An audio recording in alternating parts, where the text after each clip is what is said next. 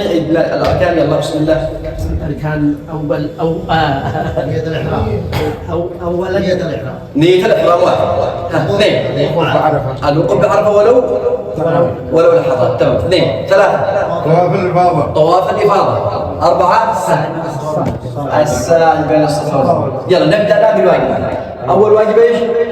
هو النية الإحرام من الميقات. الإحرام من الميقات. اثنين الوقوف بعرفة للمغرب. ثلاثة يبيت بمزدلفة. المبيت بمزدلفة. يا سلام نبدأ نشتغل في الأمان. أربعة رمي الجمرة. خمسة المبيت مزدلفة. المبيت مزدلفة ذكروا المبيت هنا أيام التشريق. أوكي. ستة السعي لا ستة بحاجة التقصير الحلق والتقصير. ستة رمي الجمرة ذكروا يا سلام جزاك الله خير. سبعة آخر شيء طواف الوداع. طواف الوداع يعني ما الشيء نركز بين طواف الإفاضة وطواف الوداع. طواف الإفاضة ركن تعمل بعد رمي الجمرة العقبة الأولى. وثانيا مع طواف الوداع حاجة معناتها قد يكون جاهز نفسه بالشتاء مزمومات جاهزة. هذه يسمى طواف الوداع يعني تدعو الله سبحانه وتعالى تقول اللهم لا تجعل هذا آخر عهد بيني وبين مكة وكذا وكذا. ما هي أركان الحج؟ أشهر الركن الأول. الركن هذا العمود حق المسجد. لو كنت العمود هذا كسرت المسجد خلاص أصبح المسجد في خطر. الركن هو الذي إذا فسد خرب الحج. لو حتى مدة ساهية زي الصلاة في أركان في الصلاة وفي واجبات. الحج نفس الشيء في أركان في واجبات. الركن لا يسقط لا سهوا ولا عمدا. الحج له 4 أركان. اشتيت فرض ولا 4 أركان. ما هي هذه الأركان؟ نتعرف عليها. هذه الأركان 4. أنا بدي لك نقطتين بس أقول لك الأركان والواجبات. فضل الأركان والواجبات وحقك صحيح إن شاء الله. أول ركن هي نية الدخول في الإحرام. لبيك اللهم لبيك مش اللفظ نفسه بس نية الدخول في النسك. ثانيا الوقوف بعرفة ولو لحظات. لو ما وقفت في عرفة حقك باطل. ضروري الوقوف بعرفة. لو وقفت قال العلماء حتى دقيقة بس وقفت بعرفة لحظات خلاص أديت الركن. واحد النية نية الدخول في النسك الإحرام. 2 الوقوف بعرفة. 3 طواف الإفاضة. والله إني كنت شاهدت ناس وبعضهم حجوا من 6 و7 مرات أنهم كانوا عاقدين على السفر دون أن يطوفوا طواف الإفاضة وهو ركن أركان طواف الإفاضة. الركن الرابع هو السعي بين الصفا والمروة. هذا 4 خطوات. النية الوقوف بعرفة ولو لحظات طواف الإفاضة السعي بين الصفا والمروة. شوفي سهلة جدا. نأتي الآن للنقطة الثانية وهي الواجبات. ما هي واجبات الحج؟ واجبات الحج هذه هي ايش؟ إذا تركها الإنسان عامدا يأثم لكن حجه لا يبطل. يقدر انه ايش؟ يجبرهم بشيء آخر. شو شيء آخر يجبرهم؟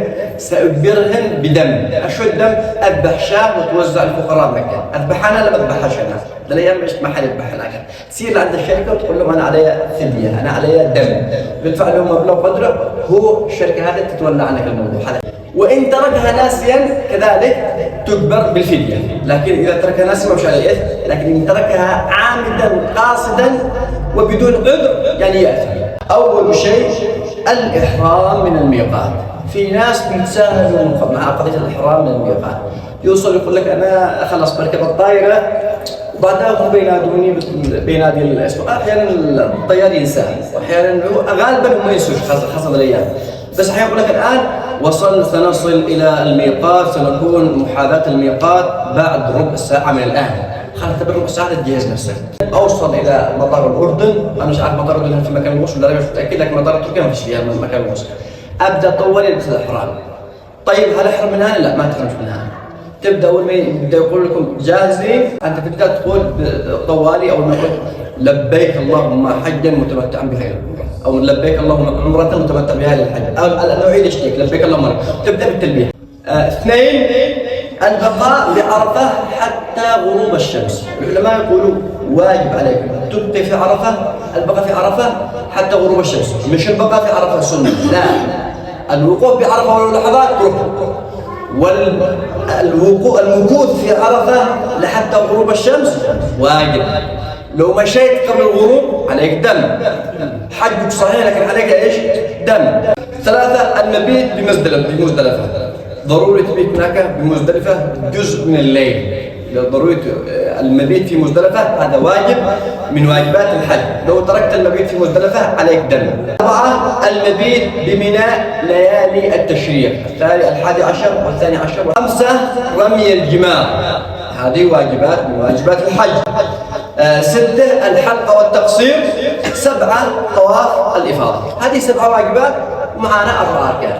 والله سهلة جدا، احفظ لي الأركان واحفظ لي الواجبات، وما سوى ذلك فهو سنة فافعل ولا حرج. يجي واحد يقول لك أنا ما طبعتوش الطباعة سنة، عملت الكترونيك تنزل الرداء من تحت الاسم تخلي الكتف اليمين بعدين. عرف واحد يقول لك أنا لم أرمي. الرمل هو أنت في الأشواط الأولى الجري نوعا ما. واحد يقول لك أنا لم أهرول عند الصفا والمروة عند علماء الأخضرين. كل هذه السنن. واحد يقول لك أنا عندما دخلت المسجد الحرام لم أقل لك الدعاء اللهم إني أعوذ بك بوجهك الكريم. واحد يقول لك أنا ما شربت ما دعيتش خلف مقام إبراهيم ولا صليت ركعتين خلف مقام إبراهيم وما قرأتوش الكافرون قل والله أحد. نقول له هذه سنة. احفظ لي الأركان واحفظ لي الواجبات، وما سوى ذلك افعل ولا حرج، وما سوى ذلك افعل.